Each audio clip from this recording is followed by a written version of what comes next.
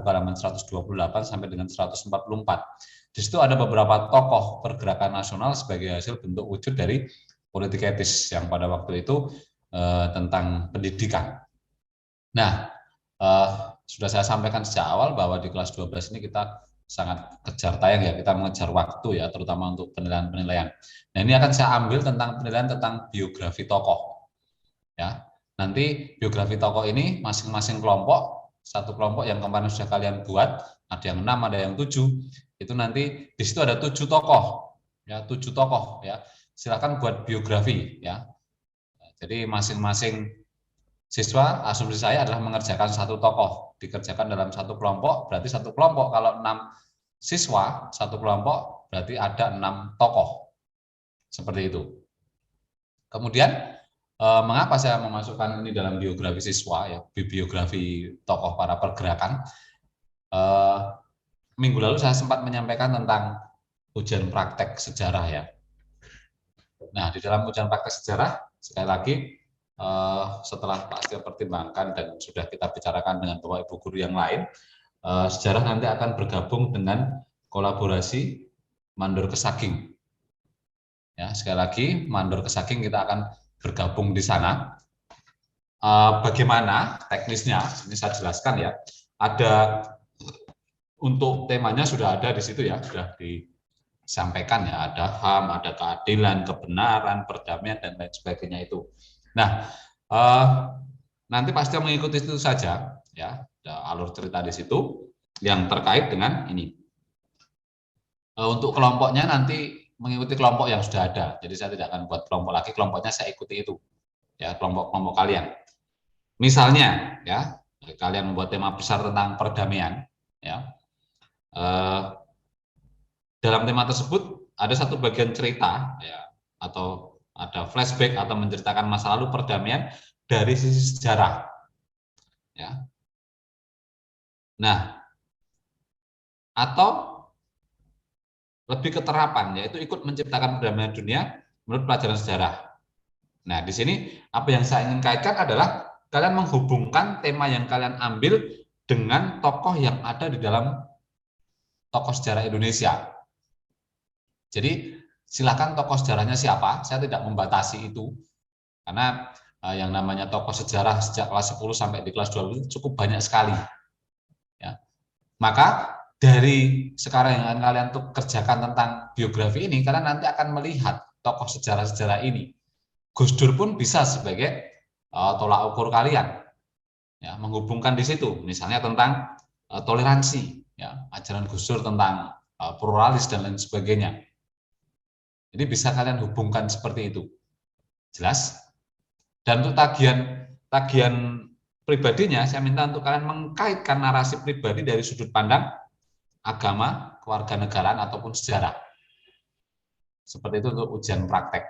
Ya, jadi saya tidak akan membebani lagi dengan kelompok-kelompok yang lain. Jadi saya tinggal penilaian-penilaian dalam pembelajaran. Nah, untuk yang sekarang dalam kelompok ini ada jumlah kelompoknya ada yang 7, ada yang 6 ya kemarin ya. Iya enggak? Nah, yang 7 mengerjakan 7 tokoh itu, yang 6 mengerjakan 6 tokoh. Dan yang mengumpulkan nanti salah satu saja dari kelompok itu.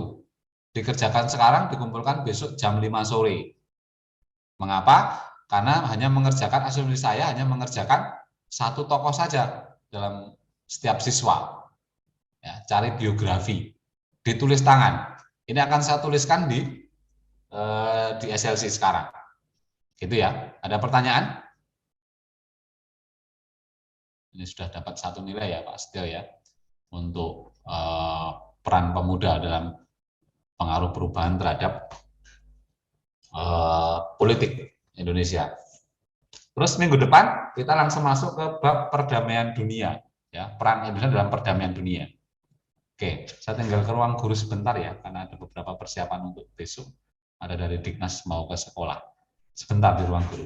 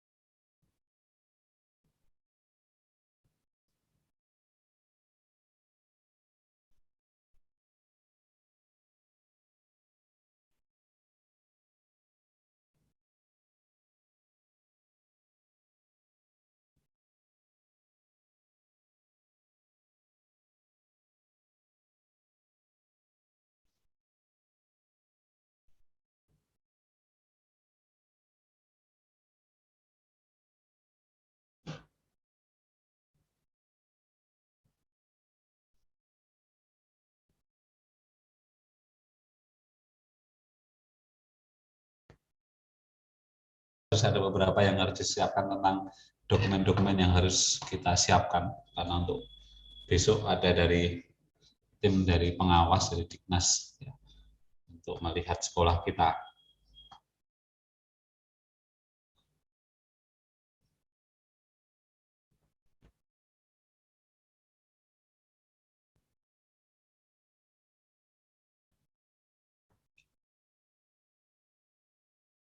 Nah ini saya ditelepon lagi. Maaf ya, sebentar ya, saya tak angkat.